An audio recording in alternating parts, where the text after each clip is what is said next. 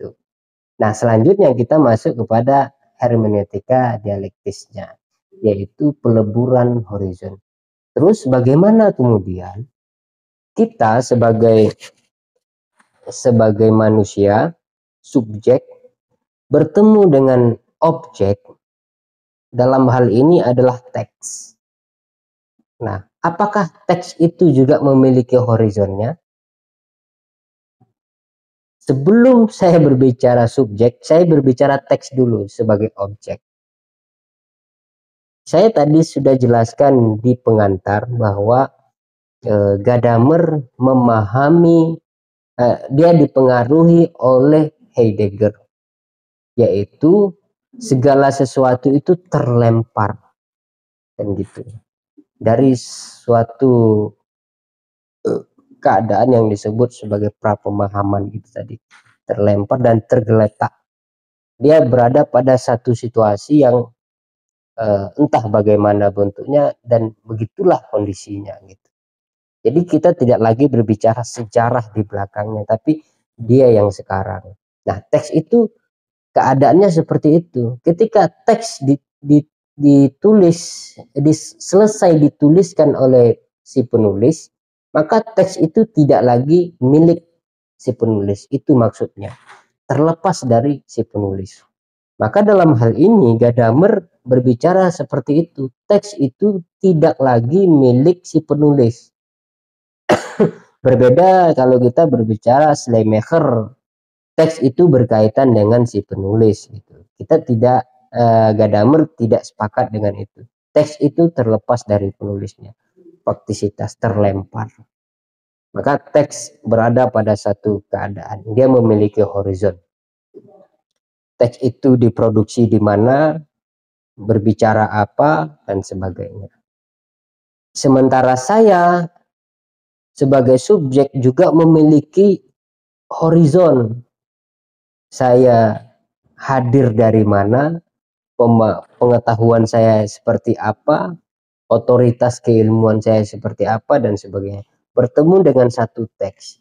Kemudian ketika saya bertemu dengan teks, disitulah nanti yang disebut sebagai hermeneutika dialektis. Ada suatu yang bisa ditukar tambah di situ. Apa yang bisa ditukar tambah? Yang bisa ditukar tambah di situ adalah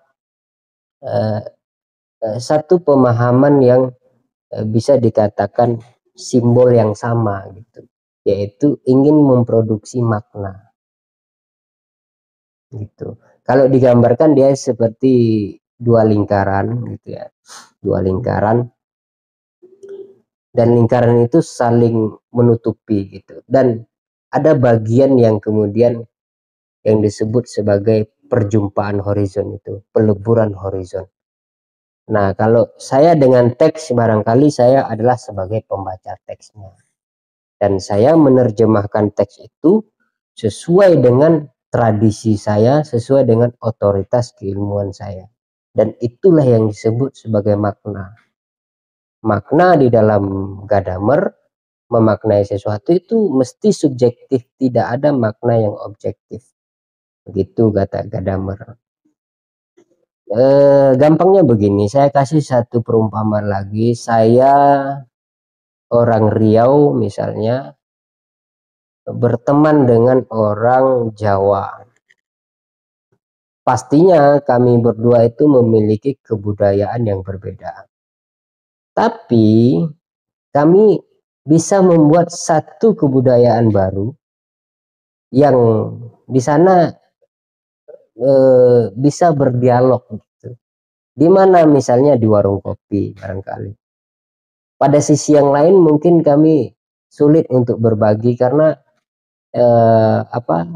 kebiasaan yang sulit untuk dirubah gitu. Misal dalam cara menyusun kalimat gitu ya, dalam cara memandang keadaan, dalam cara memandang kehidupan, itu pasti zonanya berbeda-beda. Tapi di dalam di warung kopi kita bisa berdialog tentang satu hal, tentang pendidikan, tentang kemajuan Indonesia dan sebagainya.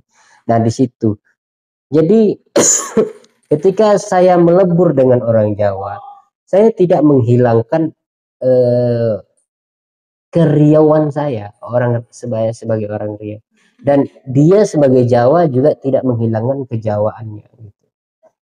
Tapi justru ada bagian yang bisa bertemu gitu. Itu yang disebut fusi horizon gitu. Nah, di situ ya. Di melihat teks juga seperti itu. Kita lebih didominasi oleh horizon kita masing-masing.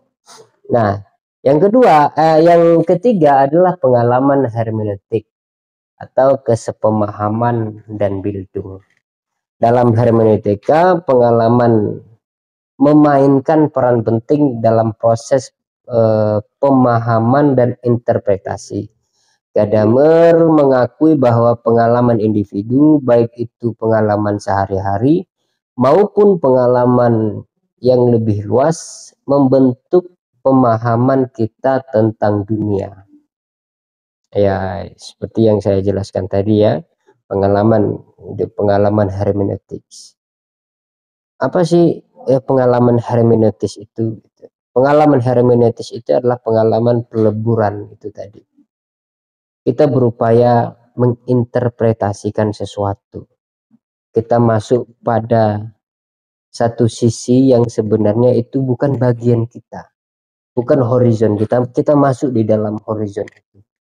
Kita tidak bisa menjamah keseluruhan horizonnya, tapi kita hanya bisa mengambil bagian-bagian dari horizon itu, dan itu disebut pengalaman hermeneutis ya, di dalam Gadamer ya. Ada kesepemahaman di situ dan bildung ya. Namun penting untuk dicatat bahwa pengalaman itu sendiri tidak cukup untuk mencapai pemahaman yang mendalam. Nah, dari awal saya katakan tidak cukup untuk mencapai pemahaman yang mendalam. Pemahaman yang otentik melibatkan dialog dengan teks, budaya, atau objek yang ingin dipahami. Dalam dialog ini, pengalaman individu berinteraksi dengan pengalaman kolektif yang terkandung dalam teks atau objek tersebut. Kesepemahaman intersubjektivitas. Kesepemahaman itu intersubjektivitas ya, atau kumpulan subjektivitas itu tercapai ketika individu dan objek saling berinteraksi dan saling mempengaruhi dalam proses interpretasi. Itu saling mempengaruhi. Setelah peleburan itu, saya masuk ke dalam satu horizon, bagian dari horizon teks itu tadi. Maka bagian itu yang saya pahami, yang saya terjemahkan, yang saya interpretasikan, itu menjadi bagian dari horizon saya. Itu yang disebut kesepemahaman. Gitu ya.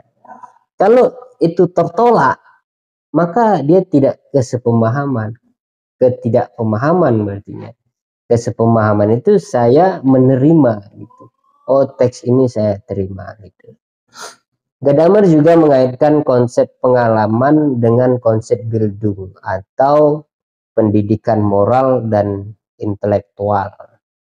Dalam hermeneutika Gadamer, pemahaman yang mendalam tidak hanya tentang memahami teks atau objek secara intelektual, tapi juga tentang pertumbuhan dan pengembangan pribadi. Melalui interpretasi yang teliti, individu dapat mengembangkan pemahaman yang lebih luas, memperoleh wawasan baru, dan mengembangkan kepekaan moral.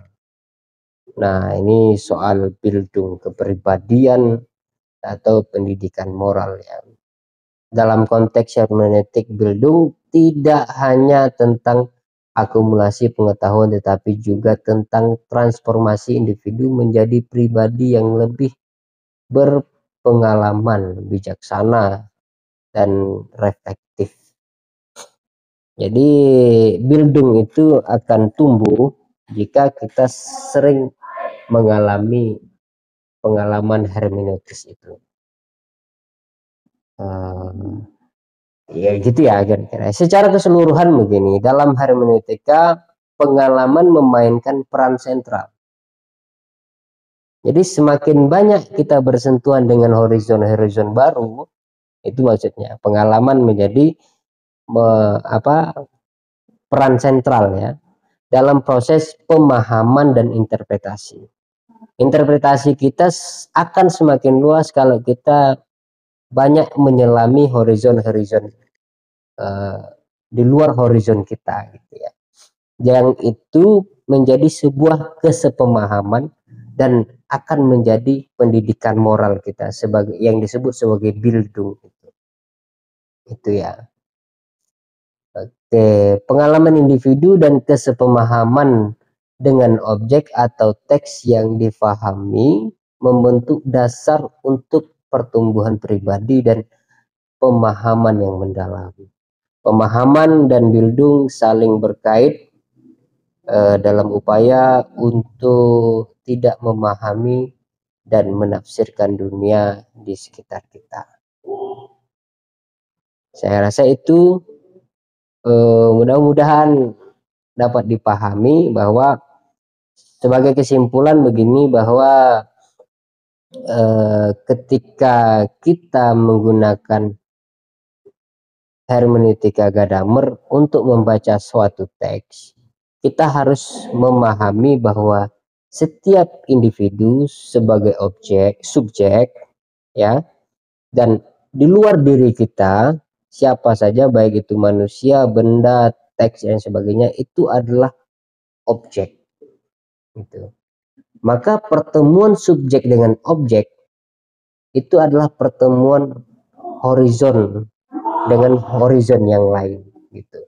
Semakin banyak kita bertemu dengan objek-objek, maka pengalaman hermeneutis kita semakin luas, interpretasi kita semakin luas gitu. Satu catatan bahwa setiap interpretasi dalam hermeneutik Gadamer itu adalah interpretasi subjektif. Yang paling bisa yang terjadi adalah kesepemahaman atau intersubjektif, yaitu terjadinya kesepemahaman itu tadi, intersubjektif. Oh iya, saya juga sependapat dengan itu. Oh iya begitu dan sebagainya. Ada intersubjektif, ada yang membenarkan pendapat kita, gitu kira-kira. Dan itu menjadi Bildung, pendidikan moral di dalam diri kita yang menjadi kepribadian yang utuh. Saya rasa itu. Terima kasih atas perhatiannya. Wassalam, sampai jumpa.